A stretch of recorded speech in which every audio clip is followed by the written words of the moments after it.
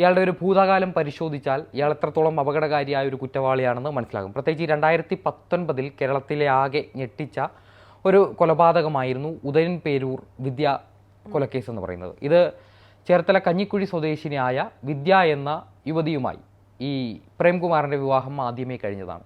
അതിനുശേഷം ആണ് ഇവർ ഉദയംപേരൂരിനടുത്ത് ഒരു വാടക വീട്ടിൽ താമസം ആരംഭിക്കുന്നത്. ഇയാൾക്കും ആ ഒരു പരിസരത്തെങ്ങാണ്ട് ഒരു സ്വകാര്യ കമ്പനിയിലായിരുന്നു ജോലി ചെയ്തു വന്നിരുന്നത്.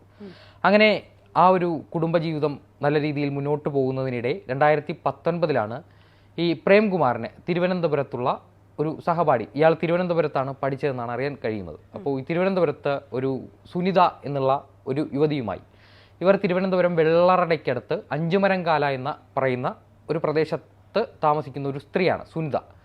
ഈ സുനിതയുമായിട്ട് ഒരു റീയൂണിയനിടെയാണ് ഇയാൾ വീണ്ടും പരിചയത്തിലാകുന്നത്. സ്കൂൾ കാലഘട്ടത്തിലെ സഹപാഠിയായിരുന്ന ഒരു സുഹൃത്തുമായി ഈ റീയൂണിയന് ശേഷം ഒരു സൗഹൃദമുണ്ടാവുകയും അത് പിന്നീട് വഴിവിട്ട ബന്ധത്തിലേക്ക് പോവുകയും ഒരു കല്യാണം കഴിച്ചിരിക്കുന്ന സമയത്ത് തന്നെ മറ്റൊരു എക്സ്ട്രാ മരീഷ്യൽ അഫെയറുമായി ഇയാൾ മുന്നോട്ട് പോകുന്നു. അങ്ങനെ ഇവർ തിരുവനന്തപുരത്ത് പേയാടിനടുത്തൊരു ഡോക്ടറിൻ്റെ വില്ലയിൽ ഈ പാരലായിട്ട് താമസം തുടങ്ങുന്നു. ഒരു ഭാര്യ വിദ്യ ഉദയംപേരൂരിൽ താമസിക്കുന്നു.